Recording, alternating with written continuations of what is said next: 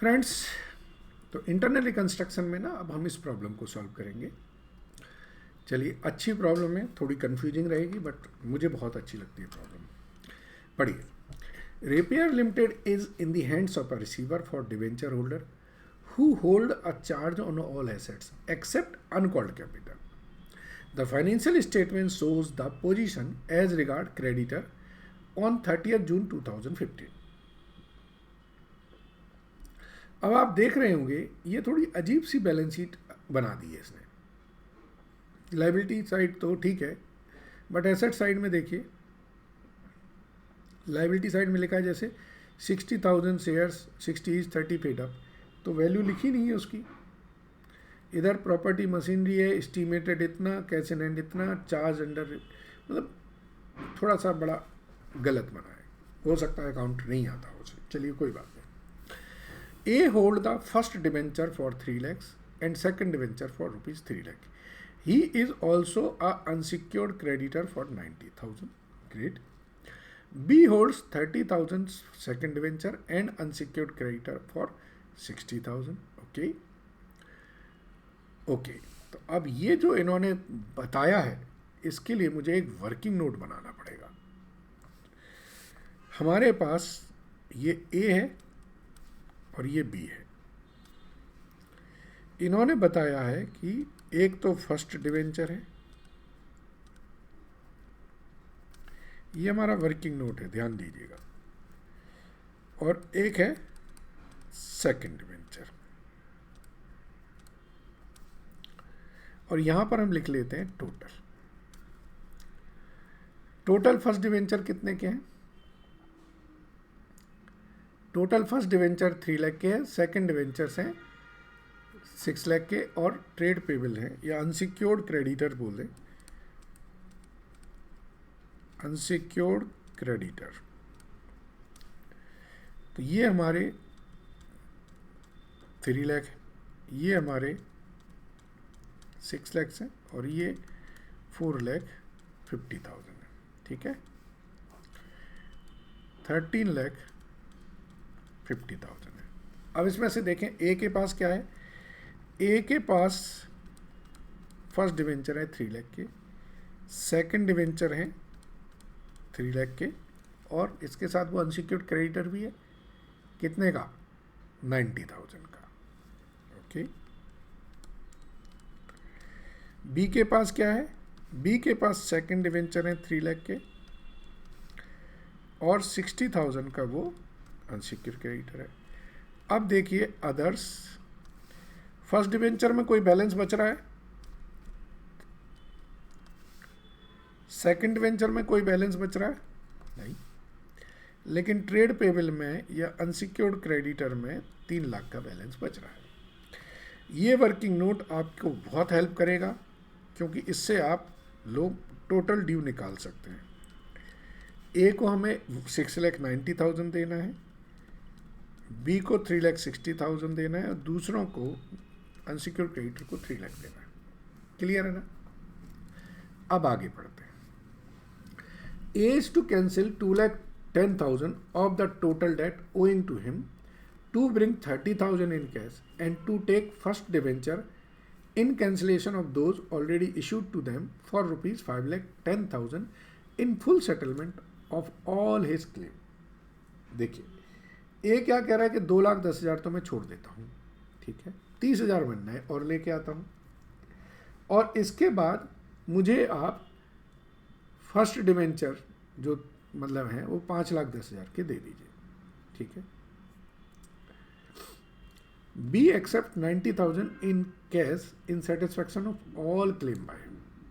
Okay. आगे बात करें। In full settlement of 75% of the claim, unsecured creditor other than A and B. अब देखिए other than A and B आपका यहाँ निकल आया है 3 लाख रुपए।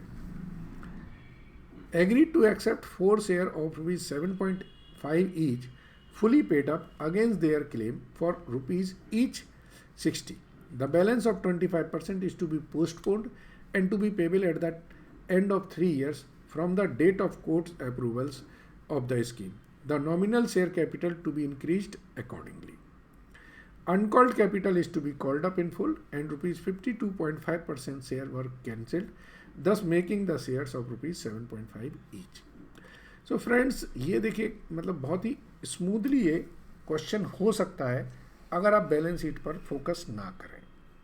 चलिए सबसे पहले अब इन्होंने कहा आपसे सिर्फ जनरल एंट्री बोला है, तो जनरल एंट्रीज हम बना देते हैं।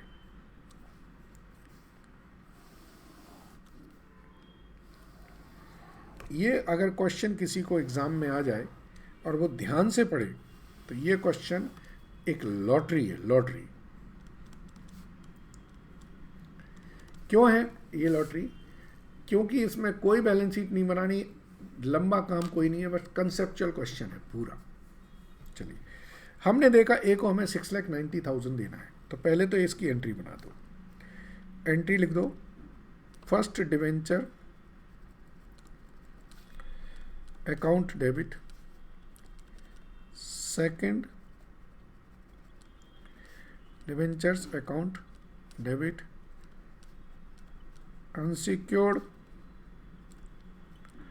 Creditor account debit to a account. 3 lakh 90,000 6,90,000। ठीक है। दूसरा ए ने क्या कहा कि हम 30,000 रुपये लेके आएंगे, तो 30,000 वो पैसा कंपनी में लेके आया। फिर तीसरी एंट्री क्या बोली ए ने कि मुझे आप फर्स्ट डिवेंचर दे दीजिए 5,10,000 के। तो as account debit to first debenture 5,10,000 के, और ए ने 2,10,000 रुपये छोड़ने के लिए भी बोला था। तो ऐसा करते हैं कि वो एंट्री हम बीच में डालनी है, तो क्या करें, जगह नहीं है। चलिए ये 3 नंबर एंट्री करें, ये 4 नंबर और 2 नंबर एंट्री जो यहाँ पर प्लेस होगी, यहाँ पर प्लेस होगी ये एंट्री होगी as account debit to capital reduction account 2,10,000। इसमें ए का पूरा हिसाब क्लियर हो गया। ए को 6,90,000 रुपये उसने ड्यू थे, 2,10,000 उसने कैंसिल कर दिए, 4,80,000 हुआ।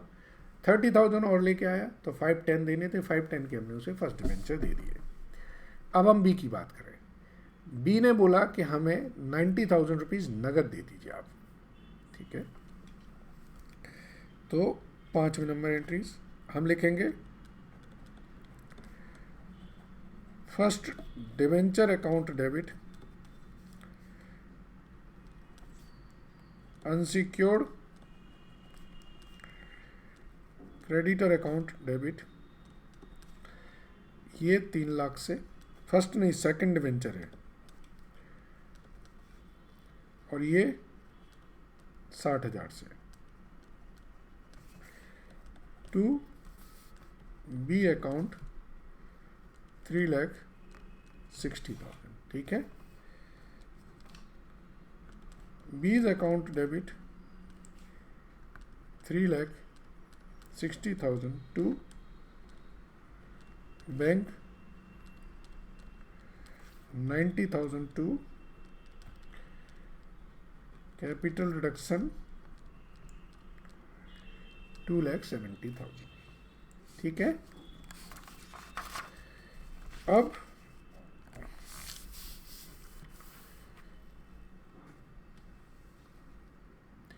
बी हो गया।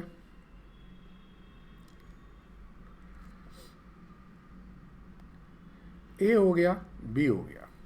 अब बचा अनसिक्योर्ड क्रेडिटर।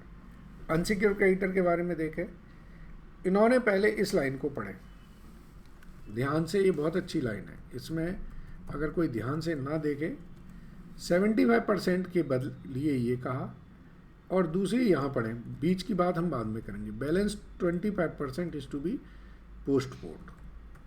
पहले ये बात कर लें। 75% के बारे में बोल रहे हैं कि अभी हम कुछ कर रहे हैं, 25% उन्होंने कहा हम पोस्टपोन कर रहे हैं। तो जब हम पोस्टपोन कर रहे हैं तो पहले जो पोस्टपोन की बात है उन्हें कर लेते हैं, ठीक है। और जो 75% है अब उसके बारे में बात करते हैं। तो देखिए इसका एक वर्किंग नोट कर लेते हैं। हमारे पास जो अदर क्रेडिटर हैं वो कितने हैं? 3 लाख, ठीक है। 25% हमारे पोस्टपोन्ड हो गए, इसका मतलब बचा 75,000। तो जो अभी सेटल्ड हुए हैं वो कितने हुए हैं? 2,25,000 के। अब इसके बारे में पढ़ते हैं, ये बहुत अच्छा एडजस्टमेंट है। पढ़िए क्या लिखा है। Agree to accept 4 share of ₹7.5 each fully paid up against their claim of ₹60।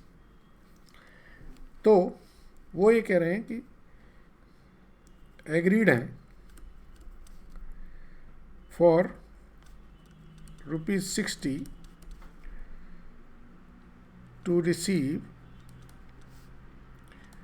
4 share of ₹70.5 each. यही है, 4 शेयर 7.5 रुपीज़ के लेंगे तो एक तरह से 30 रुपीज़ इन्होंने एक्सेप्ट किए। इसका मतलब है दीज क्रेडिटर एग्रीड 60 रुपये के बदले में 30 रुपये लेने के लिए तैयार है। क्लियर है ना? यस। चलिए तो अब इसको करते हैं।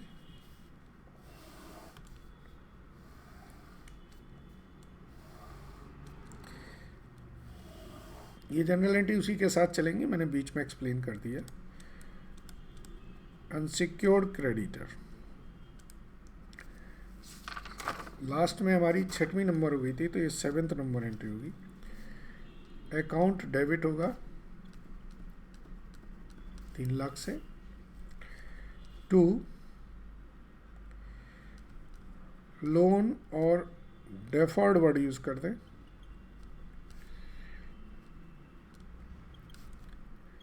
ये 75,000 के हो गए। To equity share capital,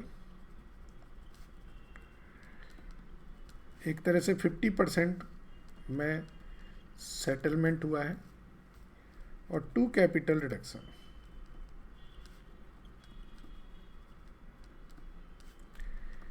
₹1,12,500।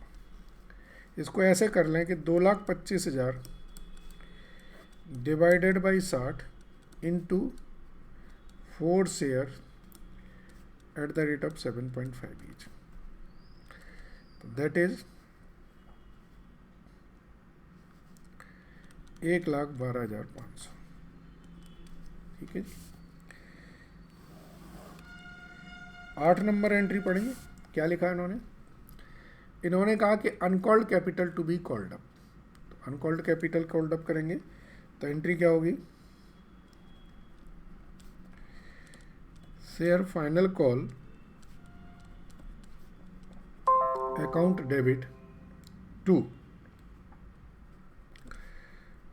Equity share capital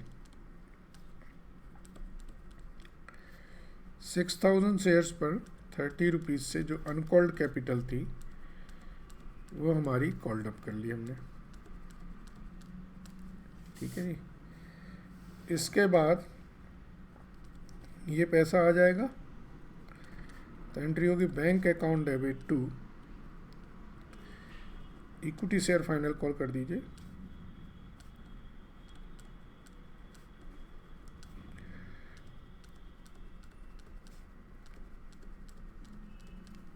ठीक है जी। तो 1,80,000 हमारी ये हो गए। अब क्या है, इन्होंने कहा कि बाकी अब सारे शेयर्स को हमने 7.5 रुपीज़ का बना दिया। ठीक है।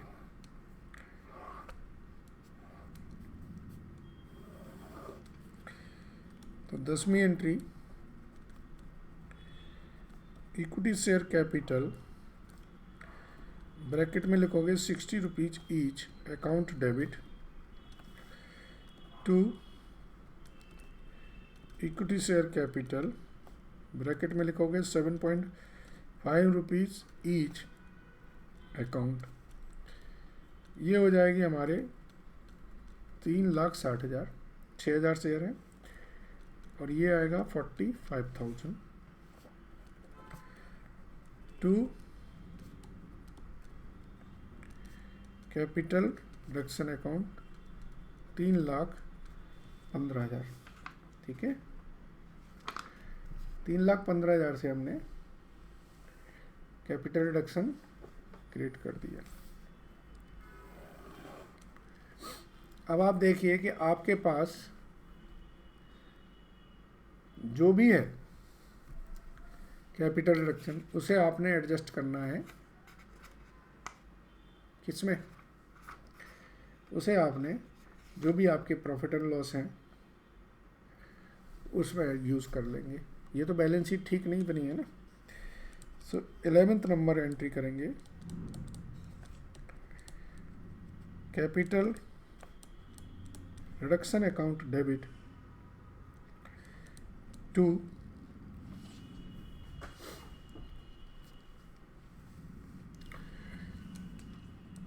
Profit and loss account. अब ये प्रॉफिट एंड लॉस अकाउंट में देखें आपके पास है कितना कैपिटल रिडक्शन में। कैपिटल रिडक्शन में आपके पास 2,10,000 तो आया था हमारे पास ए से, 2,70,000 आया था हमारे पास बी से, 1,12,500 ये आया था हमारे पास क्रेडिटर से, और 3,15,000 ये आया था हमारे पास बैलेंस शीट की रिस्ट्रक्चरिंग करने से। ठीक है, सो ये अमाउंट कितनी होती है देखें ज़रा, 4,80,000, 7,80,000, 8,80,000, 8,95,000, 9,07,500। ठीक है, अब इसमें जो प्रॉफिट एंड लॉस का बैलेंस है उसको एडजस्ट करेंगे। तो आप कहेंगे सर प्रॉफिट एंड लॉस का बैलेंस आएगा कैसे, इसके लिए हमें एक वर्किंग नोट बनाना होगा। तो हम लिखेंगे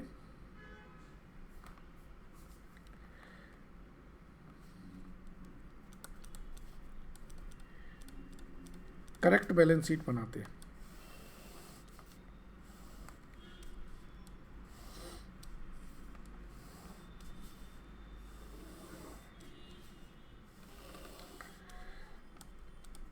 लायबिलिटीज, एसेट्स, यहाँ पर फर्स्ट डिवेंचर्स हैं, हाउ मच, 6 लाख के। सेकंड डिवेंचर्स हैं 3 लाख के। अनसिक्योर्ड क्रेडिटर हैं 4,50,000 के, और इक्विटी शेयर कैपिटल है 6,000 shares at the rate of 30 each, 1,80,000। तो इस तरफ का टोटल होगा 15,30,000। ठीक है, ये तो लायबिलिटी साइड हो गया। अब एसेट साइड की बात करते हैं। एसेट्स में प्लांट एंड मशीनरी की जो कॉस्ट है वो कितनी है, 3,90,000, और कैश इन हैंड है हमारी 2,70,000। सो प्लांट एंड मशीनरी है 3,90,000 और कैश इन हैंड है 2,70,000। अब आप समझ गए होंगे कि आपकी 15,30,000 के आपके पास टोटल हो रहा था। तो ये जो बैलेंसिंग फिगर है ये क्या कहलाएगी? Balancing figure 8,70,000, and this will called profit and loss accounts balance. तो आप अपनी बैलेंस शीट में जो लॉस है उसे आप राइट ऑफ कर देंगे इससे, और जो बाकी का बैलेंस आएगा वो आप कैपिटल रिजर्व में ट्रांसफ़र कर देंगे 37,500। वैसे क्वेश्चन ने पूछा नहीं है, बट अब अगर आपको आफ्टर रिकंस्ट्रक्शन बैलेंस शीट बनानी है तो वो कैसी दिखेगी वो भी बताते हैं। ठीक है,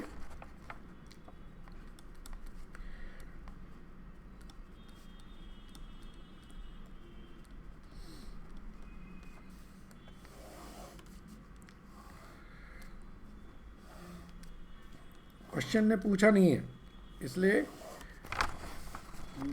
आपको एग्ज़ाम में बना के आने की ज़रूरत नहीं है, बट आपको पता तो हो कि आपकी बैलेंस शीट में चेंजेस क्या है।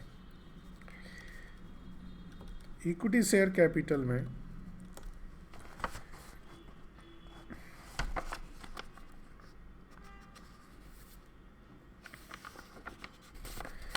आपने कितने शेयर इशू किए थे? 6,000 शेयर्स तो पुराने थे और 3,750 शेयर आपके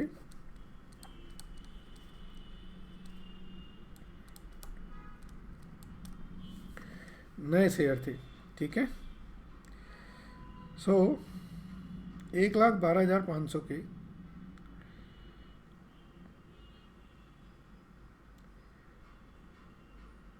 नहीं, 3,750 नहीं थे, 15,000 शेयर नहीं थे ना, 15,000 शेयर थे आपके जो आपने क्रेडिटर को इशू किए थे। 1,12,500 के शेयर दिए थे 7.5 रुपये में। सो 15,000 शेयर क्रेडिटर को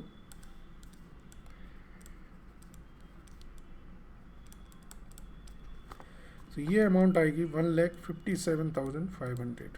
ठीक है, इसके बाद जो फर्स्ट डिवेंचर्स हैं ये किसके पास थे? ए के पास है, और लोन क्रेडिटर 75,000 के हैं।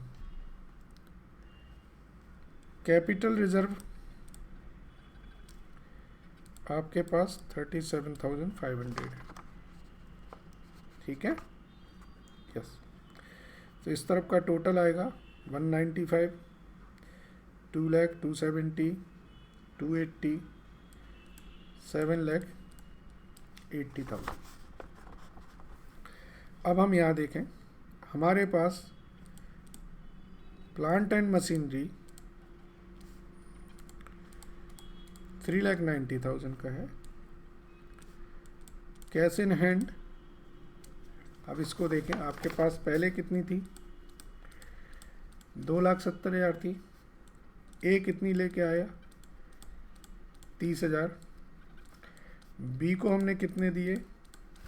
90,000। ठीक है, और कैपिटल से कितने आए? 1,80,000। ठीक है, so total cash in hand आया 3,90,000। तो ये बैलेंस शीट आपकी आफ्टर रिकंस्ट्रक्शन भी बन गई है। क्वेश्चन में नहीं पूछा है, मैं फिर से कह रहा हूँ, आपको बताने के लिए इम्पैक्ट के बाद कैसे होगी ये करवा रहा हूँ।